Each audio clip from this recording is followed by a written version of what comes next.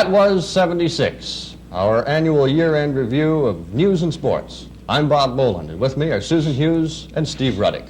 During the next 60 minutes, we'll see the events that shaped our lives during the last 12 months. The incidents you'll see were captured on CKVR news film from Muskoka to Toronto and Mount Forest to Orillia. 1976 just had to be one of the most exciting years ever in the world of sports, and we'll look at all the top stories. And we'll start to reminisce in just a moment.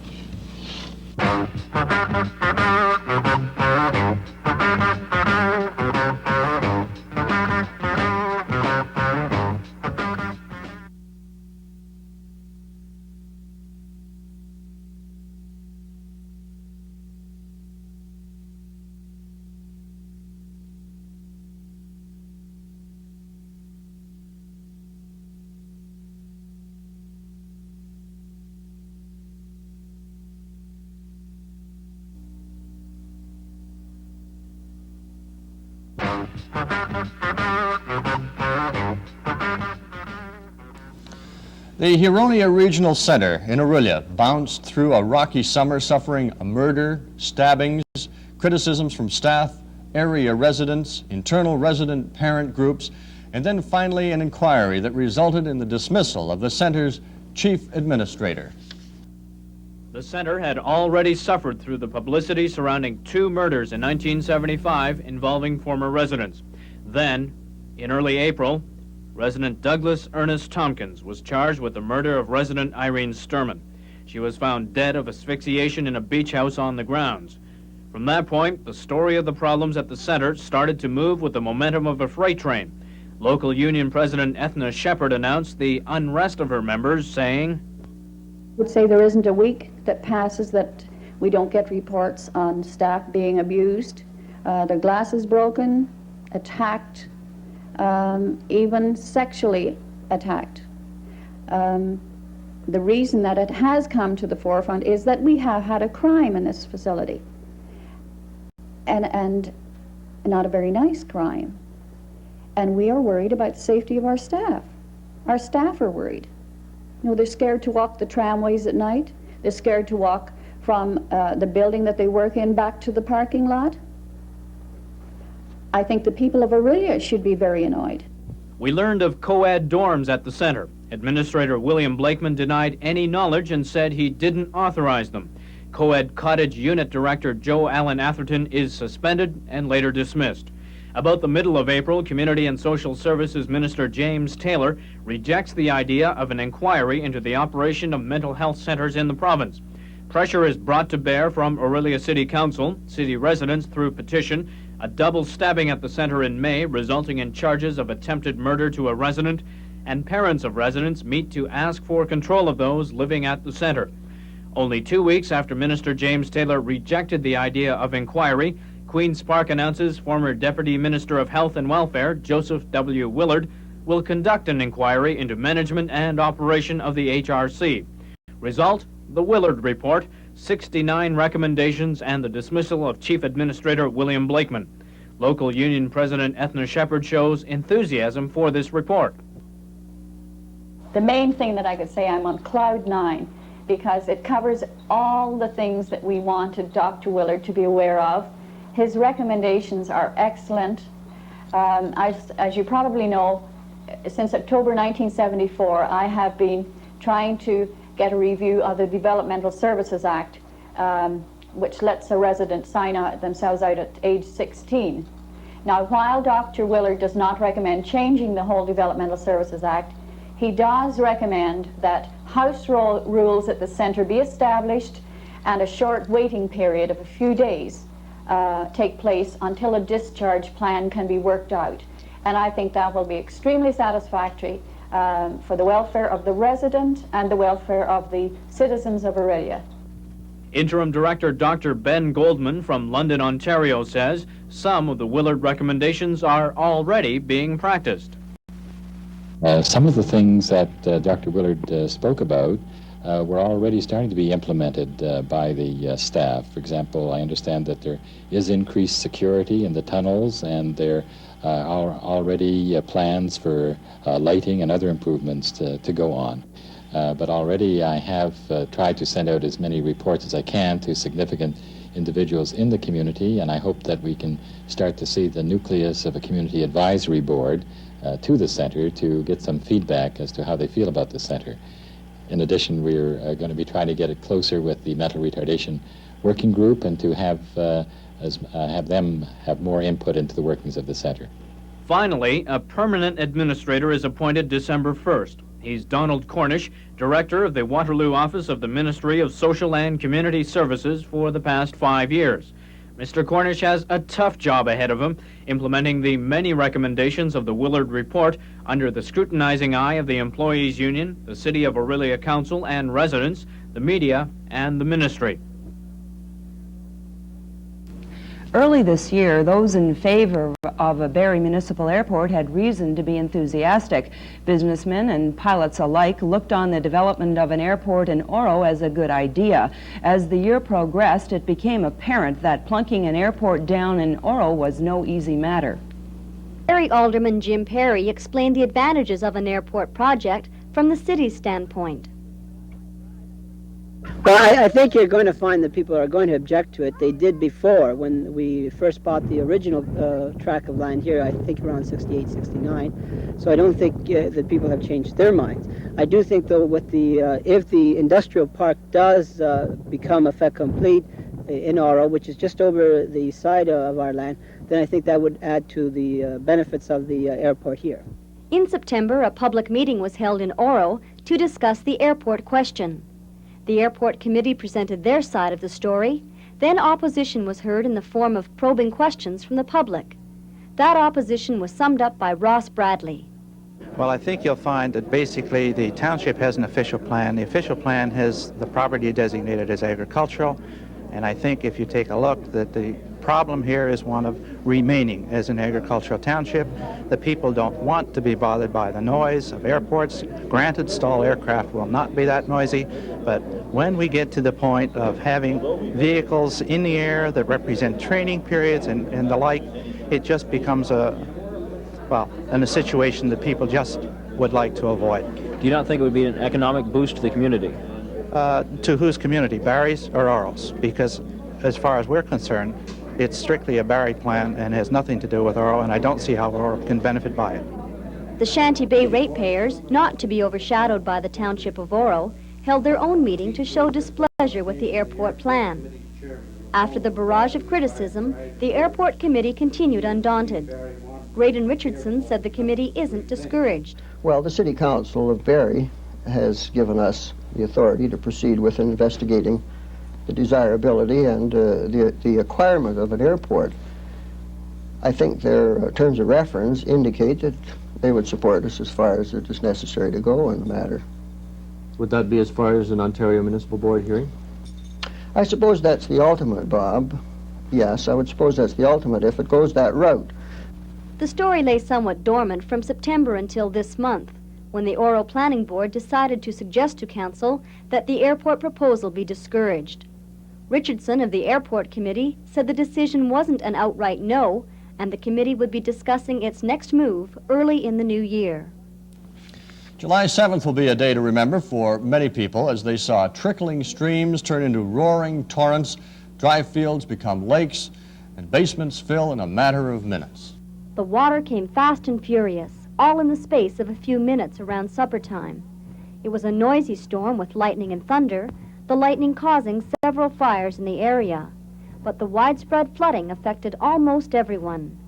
Water flowed down city streets without bothering with sewers. They were already full. Small streams overflowed their banks and were described as something from a movie.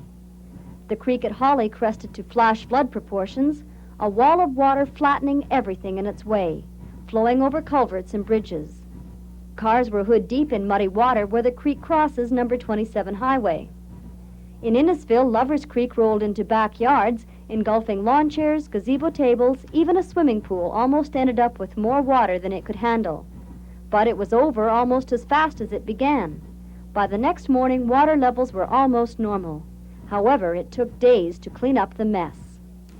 The Wasaga Beach Stars Arena came through the year as a point of contention. Wasaga Beach Town Council wanted to buy it. The Wasaga Beach Ratepayers Association said no way. After the time and trouble of an OMB hearing, Wasaga Council won out. Wasaga Town Council had originally offered $585,000 for the arena when it was owned privately. Ratepayers Association President Eugene Langevin objected to the town's move, saying it would increase taxes and that the town was facing financial problems with regard to sewer and water facility construction. The arena went into receivership. The town lowered its offer to $415,000, which was accepted.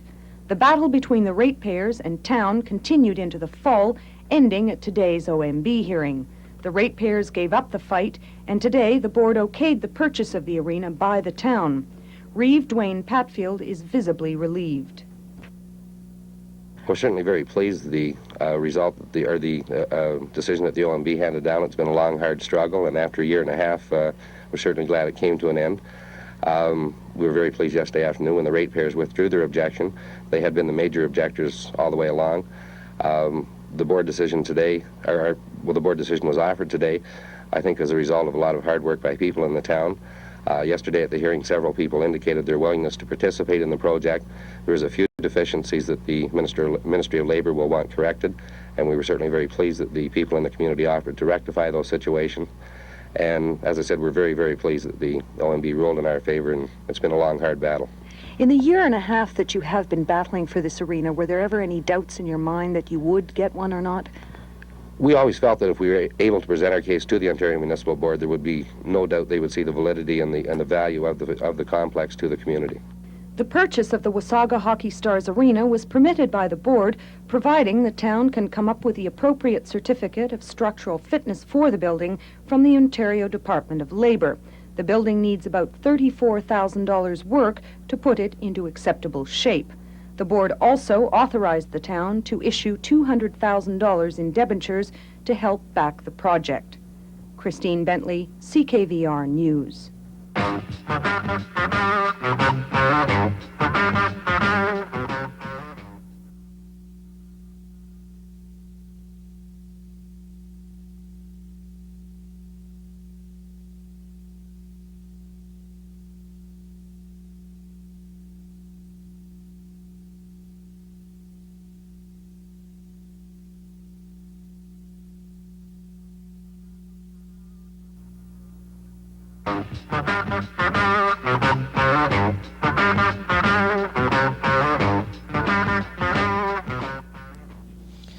Every year, thousands of teenagers, many of them juveniles, are reported missing.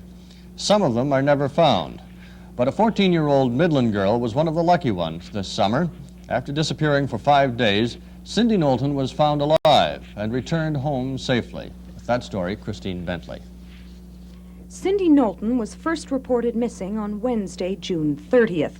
She had last been seen by her brother on Old Penetang Road at about 7:30 the night before.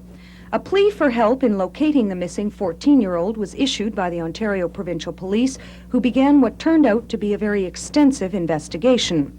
The day after her disappearance, police located a motorist who advised them that he had picked Cindy up and given her a ride to the Dardanella Hotel in Wasaga Beach, where he dropped her off.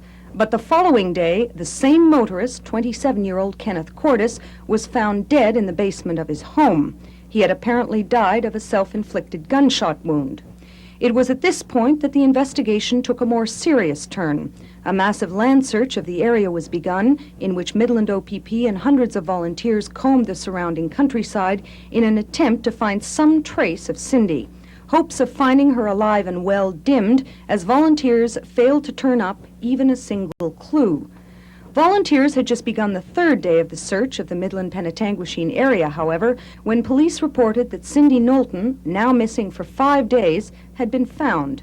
Corporal Wes Prosser, in charge of communications for the case, said they received a tip from someone that a girl, possibly answering Cindy's description, had been seen with some people who were headed for an arts and crafts show in Killaloe Station, about 100 miles east of Huntsville. A lead from the public It was kind of sketchy to begin with, but we followed it up, and fortunately it came to a successful conclusion. Yesterday we were in a position that we were looking for a missing person. We've always said we were just looking for a missing person, and today we found her. But while OPP and people in the area were understandably happy about the news, which many later admitted came as a much welcomed surprise, no one could have been happier than Mrs. Knowlton, who said she never lost hope that the youngest of her 9 children would be found. Oh, nothing to go on before, and then all of a sudden it just popped up, and we were just overwhelmed. Did you ever think that she might be dead? No, we kept watching all the time for her. We knew everybody was out looking, and we knew that somewhere that something would turn up. While Cindy was returned home, alive and well, details surrounding her disappearance remained sketchy, leaving many unanswered questions. According to the family doctor, Cindy not only had several large bumps on her head, but was suffering from amnesia, having virtually no recollection of what happened between Tuesday night and Sunday morning. Dr. McTavish reported that the bumps could have been caused by a fall or severe blow, and that Cindy could have been suffering from a concussion. The rest of her medical examination remained confidential. After a 24-hour rest, Cindy was allowed a television interview. Surprised so many people cared that I was missing, and that so many people worried about me, and that they're all beautiful people, and that I pity anybody else that ever, before they're 16 or whatever, leave home, because it's really not what it's put out to be. For the Knowltons, the case was closed with their daughter's return. They don't talk about the missing 5 days. They were just too happy to have her home alive and well. But for Ontario's chief coroner, it wasn't. After examining police reports, Dr. H.B. Cottenham ordered an inquest into the suicide death of Kenneth Cordes of Penetanguishene to be held on the 24th of September. The coroner's jury was instructed to determine who, when, where, how, and by what means Mr. Cordes died. The jury heard testimony from a total of 17 witnesses, one of which was Mr. Cordes's widow. Mrs. Cordes said her husband was disturbed by repeated radio reports of his questioning by police in connection with Cindy Knowlton's disappearance, and she stated she felt the continual pressure from this drove her husband to suicide. Several testimonies, including those of Mr. Cordes's physician, were heard, stating that he was a tense, anxious man, someone more easily upset by something unusual than others would be. But while the purpose of the inquest was to make public all of the facts known surrounding the case, they never were. Because Cindy was under the age of 16, a court order was placed on her testimony, as well as that of her physician, Dr. McTavish, barring all publication. The recommendation, which was finally handed down by the coroner's jury, was that more emphasis should be given to clearing a person's name after he has been questioned and released by police. Christine Bentley, CKVR News in Midland. The city of Barrie almost came out of the year with a new city hall, even though City Council narrowly voted to tender an offer to buy the Civic Square Tower building. After several weeks, the city's overtures were turned down. The Barrie City Tower had fallen into receivership, and the receiver, Dunwoodco, acting on behalf of the Bank of Nova Scotia, announced that it would entertain bids for a prospective new owner. An initial deadline of July 5th was put on the bids. The city of Barrie submitted a bid of $1.9 million. Mayor Parker said the purchase of the building could save the city up to $5 million. I believe that knowing what I do about the capital budget, that we have $7 million to build a new city hall in 1977, I believe. If we're the successful bidder in this case of just under $2 million, then we're saving the taxpayers $5 million. Meanwhile, Alderman Alex Arthur, among others, thought the city should not pursue the idea. I would much rather see the city start from the ground up and design something which is both functional and at the same time modest, something which meets the particular needs of every department. Dunwoodco notified the city that the Bank of Nova Scotia was looking for a bid of at least $2.1 million. After another city council powwow, the bid was up to $2.1 million. Meanwhile, rumors indicated that there were even higher bidders in the area of $2.4 million. The difference, though, between the city's bid and the rumors was that the city was prepared to pay cash on the line subject to Ontario Municipal Board approval. After the city's offer was extended twice, Mayor Parker learned Dunwoodco and the bank had made other plans. She was disappointed. Yeah, I must say that I'm deeply disappointed in the actions of Dunwoodco and especially Mr. Jerabek. I think he's led us down the garden path.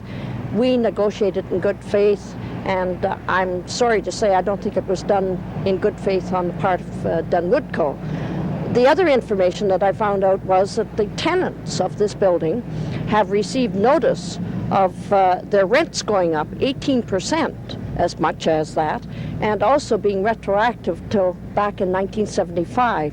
And I think they're sort of playing that part against the city's offer and using us as a tool to get a higher bid from us. So the 9-story building and its owners continue to look for people to take up vacant office space, and in turn help pay the overhead, and the city returns to its original plan to build a brand new city hall. However, a new mayor, a new year, and a new outlook may bring another change in plans.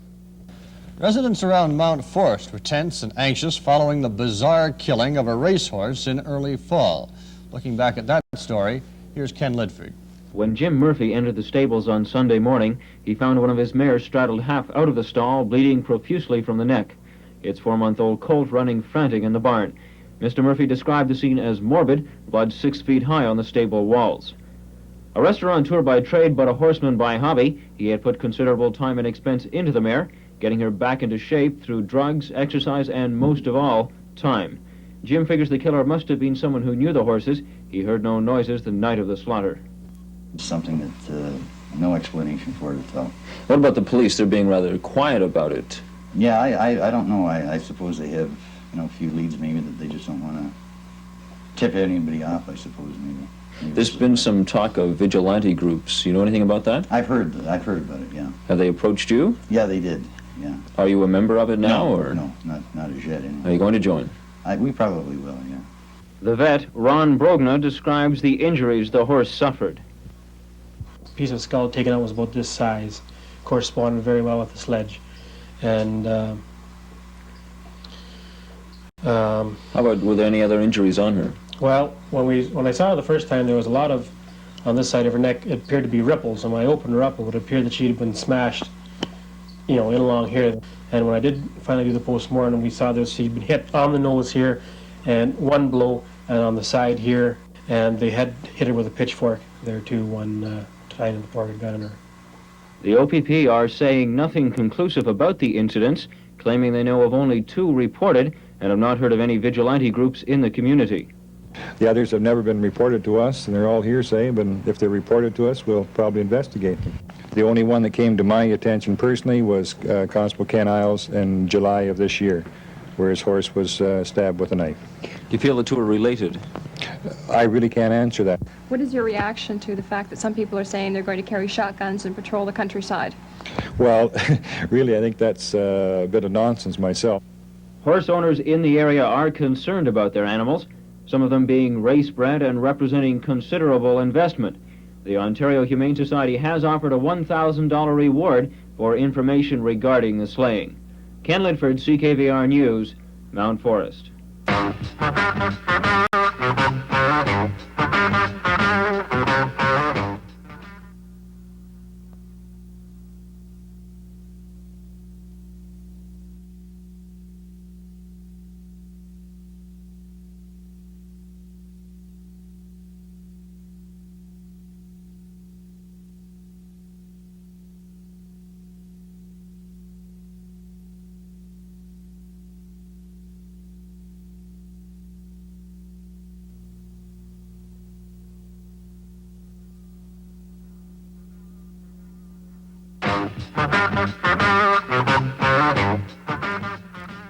The local municipal scene didn't change to any great degree as a result of the elections held December 6th, except in one place, Barrie. Mayor Dorian Parker, a part of the Barrie political machine for 11 years, was defeated, and she wasn't happy about it. All I can say is that as far as my 3,800 and some odd votes are concerned, they were honest, above-the-board votes. I can't say that about the winner. I'm saddened that the smear tactics that were used by one of the opponents, the winner in this election. I've never been in an election before that that kind of an election contained smear tactics. Smear tactics on personalities, as well as my credibility, and anything to discredit my office, which I think is rather sad when you get to that state. However, I'm heartened by the fact that I don't win elections that way, and if that's what the people of Barrie, the majority, want, that's what they got. Willard Kinsey, a local businessman, put up the best fight, coming in second in the race. He said tomorrow's another day. Well, very obviously I did not win, and I have extended my congratulations to Alderman Archer, who won by a substantial majority. To go further than that, I would say that in one factor of the race, the policies that I came out with were adopted practically identically by Alderman Archer. So in my opinion, at least, the city of Barrie is going to have very good policies if they are put into action. And the winner and new mayor of Barrie, Ross Archer, answering accusations that he didn't run a fair campaign, said his fight was clean from start to finish. We've had one objective, and that was to get myself elected, and we've run a very low-key campaign, I guess you might say, aimed at one objective and not deviating in a way that we would be casting any dispersions at either of the other candidates. She made a statement whereby she said that your committee started the rumor about her withdrawing. Do you know anything about that? No, I don't. The first time I heard about it was on the local radio station. I believe it was in the afternoon, and I was just astounded and, of course, dismissed it. I didn't think there was absolutely any foundation in it. The night of the election, we asked Mr. Archer if he had a pet project he would like to see completed. Well, yes, definitely. I think the first thing, of course, is to get on with this lakeshore. It's been a real humbug over the years. We've been dilly-dallying with it, and naturally now I think we have a mandate to get on with it, get some grass and some trees down there, and get it completed. We'll see how well he does with that project, annexation, and the rest when we look back a year from now. And CKVR wishes Mr. Archer the best during his term. Fires took their toll in Simcoe County over the year. They included a fire which took the life of a Barrie woman, one that destroyed the Midland Arena Gardens, a series of 4 fires in Orillia, and a tragic farm fire in Innisfil Township. An early morning blaze took the life of a woman on December the 15th, Barrie's most serious fire of the past 2 years. The fire broke out in the early morning hours of Wednesday, December 15th.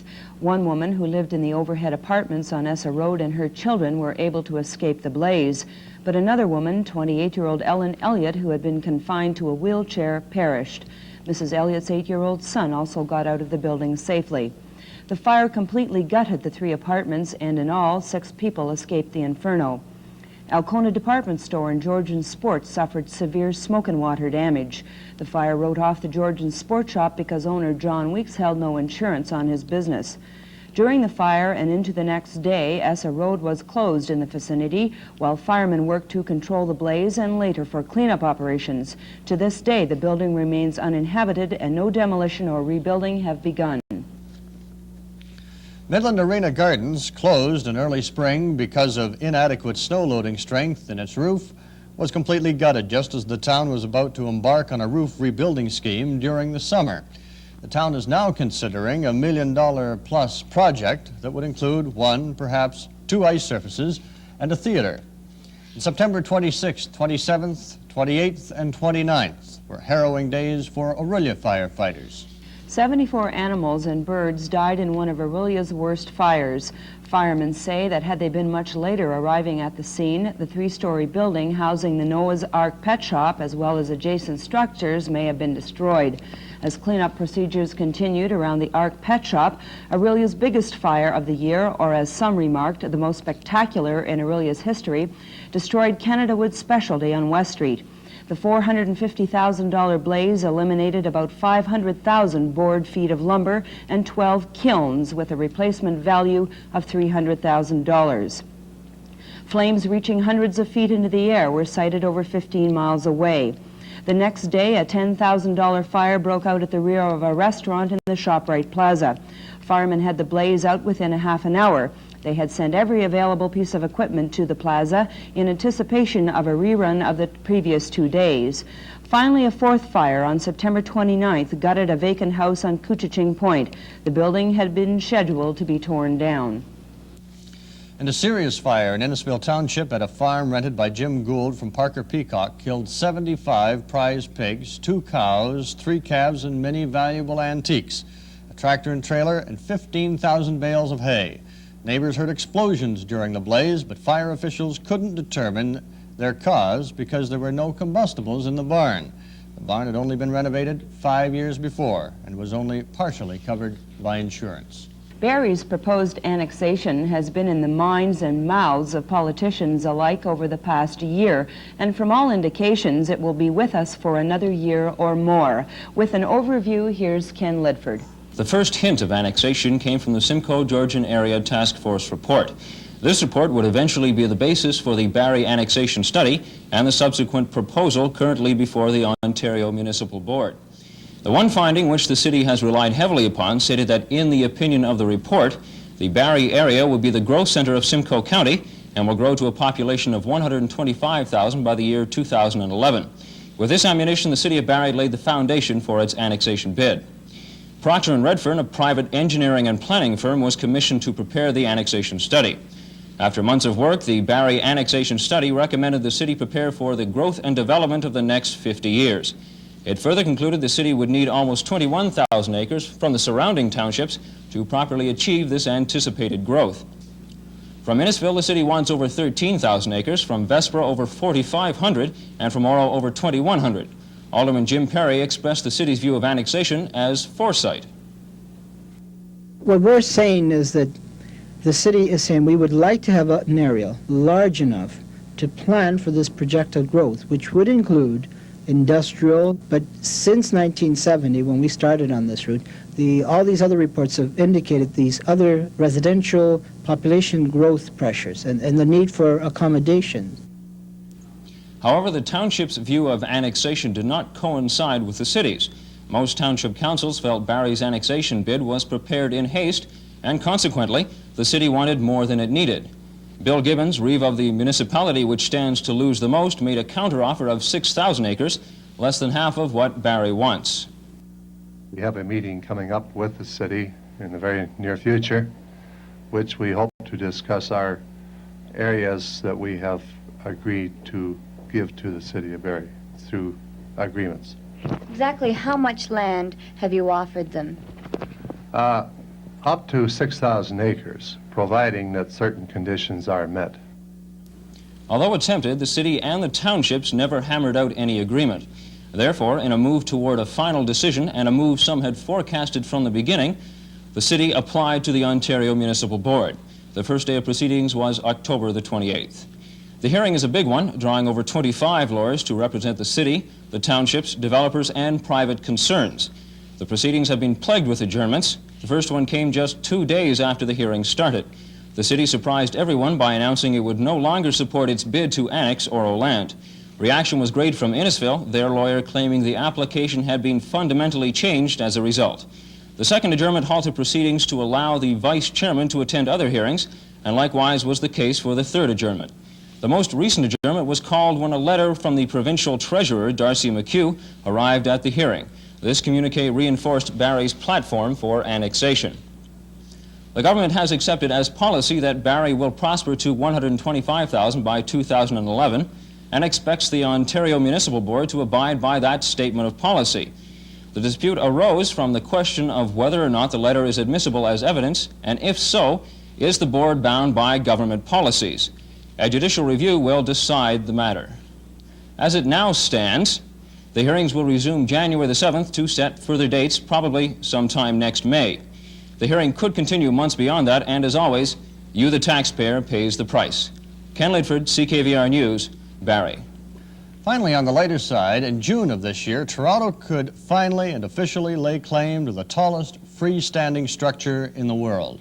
After years of planning and construction, the CN Tower became a reality.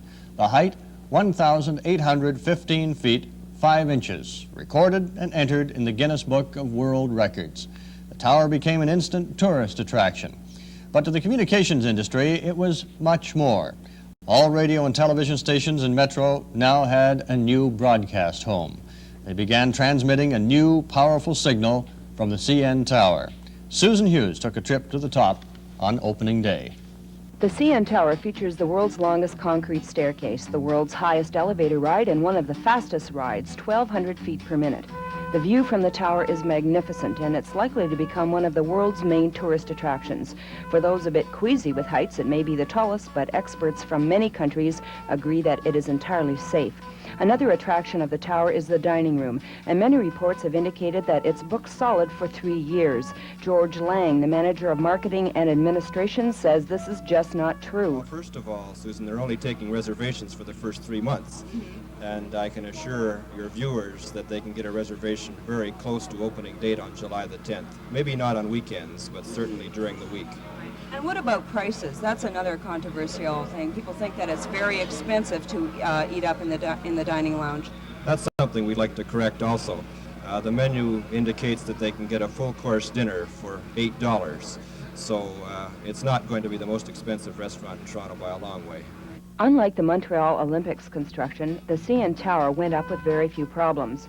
Mr. Lang attributes this to the pride and cooperation of all those working on the building. George Woodcock can vouch for that feeling of pride.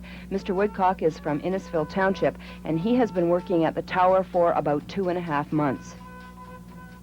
All the workmen around here are tremendous.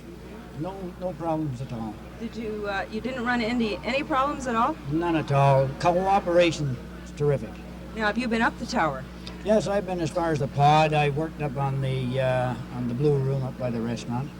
But we're going up higher still. You are? Oh yeah, we got more work to do up there. How do you like being up that high? I think it's wonderful. Do you? I don't. I was leery of the trip up, but after that initial feeling of falling off the top of the CN Tower, I began to enjoy the view and was certainly glad I went. However, I felt somewhat safer on the trip down. It felt good to have my feet firmly planted on the good old earth. Susan Hughes at the CN Tower for CKVR News.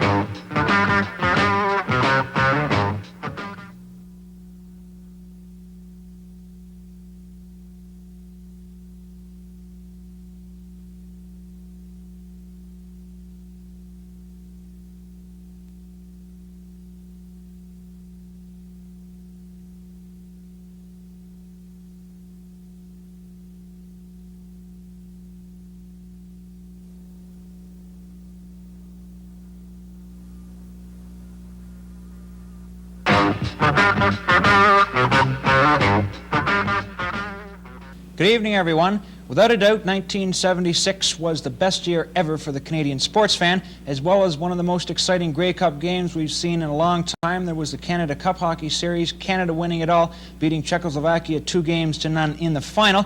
Then there was the biggest sporting event ever held in Canada, the Olympic Games in Montreal. A lot of problems there, the race against time to get the facilities in order, and of course the political issues that are more and more becoming a part of sports. But all that aside, the Games were a success. The Canadian athletes did have their problems, Canada now having the dubious honor of being the first host country not to win at least one gold medal in the Olympics, although we did pick up several silvers and a handful of bronze. There were also a couple of surprises in sport in 1976. In the Stanley Cup final, who would have thought the Montreal Canadiens could have knocked off the defending champs, the Philadelphia Flyers, in 4 straight games? Now, for the first 3 games, Pete Mahovlich and Guy Lafleur were just not playing up to par, but in that 4th game, they each scored a goal to lead the Canadiens to a 5-3 victory and their 19th Stanley Cup win. We pick up the action in the 4th game, Philadelphia Spectrum. The score is tied 3-3. Now he tries it again. Judd can't get it out. Here's Gillespie. Gillespie is checked. Lafleur breaking away with Judd at center. Lafleur in over the line. Over it goes, and Judd going in for the shot. And it was Joe Watson who was in front of that one. There's Lafleur. He scores! Lafleur! Lafleur putting Montreal ahead 4-3 3. And the Canadians pour off the bench. 5:42 left in regulation time. And the man who was the National Hockey League's Art Ross scoring champion has given his team a very important go-ahead goal. As you see it there, Mahovlich to Lafleur, and he had that room on the top on Stevenson's stick side, and the Philadelphia goaltender did not move on the play. So Guy Lafleur whips home a goal to give the... Now here's Schutt. A head on the right side to Lafleur. He watched and dropped back to Schutt. Schutt is upended by Schultz. Here's Lafleur out to Peter Mahovlich. He scores! Mahovlich. And they empty that Canadiens bench again. Well, there was a lot of talk, Danny, about Lafleur and Mahovlich not being up to par in this series. Harry Sinden was quoted the other day as saying it's just amazing how the Canadians keep winning with Lafleur and Mahovlich not playing as well as they did in the regular season. But here is Lafleur scoring at 14-18, and now Pete Mahovlich with perhaps the biggest goal of the hockey game as he backhands it after the setup from Lafleur. And this one comes with 4:44 left in regulation time. Mahovlich scoring, Lafleur and Schutt in 3 seconds, 2 seconds. The game is over, and the Montreal Canadiens defeat Philadelphia 4 consecutive games with 1 second apparently. 1 second showing on the clock. Now what's going to happen? 1 second to go when the whistle went. Now this is going to be interesting if Gilmore and if the league decides to play out the 1 second. The handshakes have already begun at center ice, and the Flyers are coming off their bench, and perhaps the season will end 1 second short. And there you see it in the spirit of good sportsmanship here at the Spectrum. And Yvan Cournoyer, in his first year as captain of the Canadiens, succeeding Henri Richard, has the honor of accepting the cup, and there it is. No microphones, no speeches this time at center ice. And the Canadian captain gets just a tremendous ovation. Just a tremendous ovation here in Philadelphia. And this year, the Canadians have just continued where they left off from last year. They lead the league in almost every department. They should be heavy favorites to repeat as champs again this year. Closer to home in the OHA Senior A League, the Barrie Flyers finished up the 1976 season in first place for the 5th year in a row, but they did it the hard way, having to win 22 of their final 23 games. Now, things went well in the opening rounds of the playoffs. They beat Napanee, Thunder Bay, Durham, and Gatineau, Quebec for the Eastern Canadian Championship. But when it came time to travel to Spokane, Washington for the Allen Cup final, things went awry. A year ago when we went to Spokane, we were faced with a situation that was upsetting to not only myself but the rest of the team. There were about 9 players said they couldn't go, Steve. And when you're going into a big series like that with half a hockey team, then you know you're in trouble. As it ended up, Steve Sly, my brother, had to fly back early. Pagnuti wasn't there for the first part of the series. He got there for, I believe, the last game. And the psychological effect that this had on us resulted in a 4-0 win for the Spokane team. The series was over before we really realized what was going on. In 1973-74, the situation was completely different. We went on the road, won the Allen Cup with a bunch of guys that were ready to play. There was no doubt whatsoever who was going. It was 100% attendance, and as a result, we won. It was the first time in, I believe, 17 years that a team had gone on the road and won the Allen Cup. This coming year, the Allen Cup is in the East, and as I just pointed out, once in 17 years to win on the road favors the East to win the Allen Cup this year. And another final series that went the minimum 4 games was the World Series. The Cincinnati Reds took the Yankees to the cleaner. New York wasn't really in the contest at all. The Reds had it all last year. They had the confidence, the poise, all through the season and into the playoffs. Consistently, they came up with the big catches when they needed them, and the bats had the big hits. Johnny Bench, voted the most valuable player in the final series, led the way in the final game with 2 home runs. Oh, that's gone if it's fair. Hit the screen for a home run. Johnny Bench has just put the Reds out in front 3-1. And Munson gets another base hit. And Rivers will score. It is 3-2. Deep to left field. Roy White going way back, leaps and home run. It's a home run. They've signaled home run. Even though Roy White, the Left field umpire Lou DeMuro has signaled a home run, so Johnny Bench has just hit his second home run of the night, a 3-run homer, and the Cincinnati Reds now lead 6-2.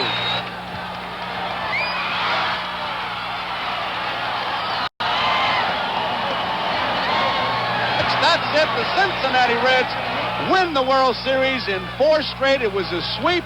The final score, Cincinnati 7, the New York Yankees 2. And don't be surprised if these same two teams are not back at it again next year. The Reds going with the very same lineup that was head and shoulders above anyone else in the National, and the Yankees with the addition of those 2 new free agents, pitcher left-hander Don Gullett and slugger outfielder Reggie Jackson. They should repeat as the American representative. Ottawa 23, Saskatchewan 20. That was the final score in the most exciting Grey Cup game I've seen in about 3 or 4 years. Saskatchewan favored by 4 or 5 points, and they seemed to have it in the bag up until the last 2 minutes. Now, they stopped the Ottawa Rough Riders on the 1-yard line, couldn't move the ball, and they were forced to punt. Tom Clements, Ottawa's sophomore quarterback from Notre Dame, came in, ran a couple of running plays, then with 24 seconds to go, threw a 24-yard touchdown pass to tight end Tony Gabriel in the end zone. That gave the Ottawa Rough Riders the win and the Grey Cup. We'll pick up the highlights in the first quarter. Hatanaka takes it at the 33. Flags go down. But look at this return by Hatanaka.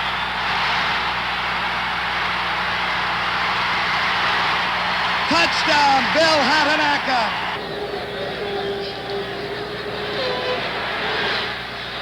Mazurek makes the catch for the first down at the 15 in front of Wayne Tosh, who makes the tackle. Lancaster throws complete to Mazurek. Mazurek will score. Touchdown. And 20, and Clements again looking to go to the air. Going deep. Picked off by Ted Provost. And Provost is forced out inside the Ottawa 20-yard line. They have the ball at the Ottawa 25. First down. Lancaster quickly to Richardson. He breaks the tackle at the 10.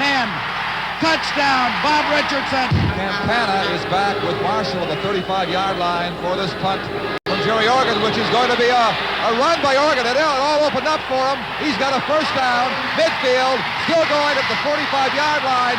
Jerry Organ at the 30, Organ at the Saskatchewan 21-yard line. He fakes the draw, fires it to Tony Gabriel wide open. Gabriel, Saskatchewan 30. 15, the 10-yard line. 20 to 16, Saskatchewan. Second down, Ottawa. Saskatchewan 8-yard line. Clemens to the 1-yard line. They're 24 yards and 31 seconds away from a Grey Cup comeback victory.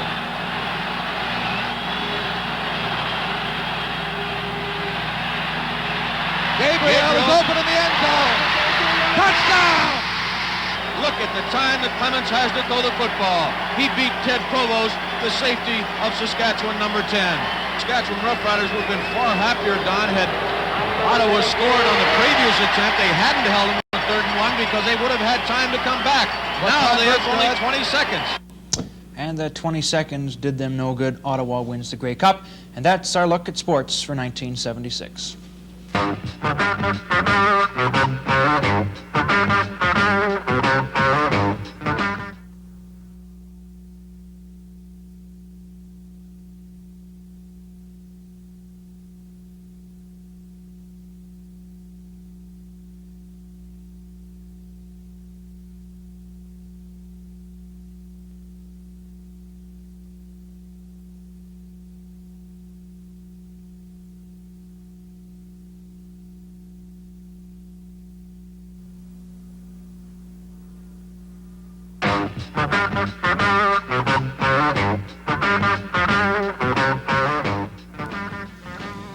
This is that final portion of the program where we usually get to talk about those things which affected us most. And what was the sports story that you found most interesting? I think the sports story of the year is the resurgence of the Hamilton Tiger Cats coming back from 8 losses in a row, 4 exhibition, and a couple in the beginning of the season under George Dixon. Bob Shaw fires him, takes over as coach, still retains general managership.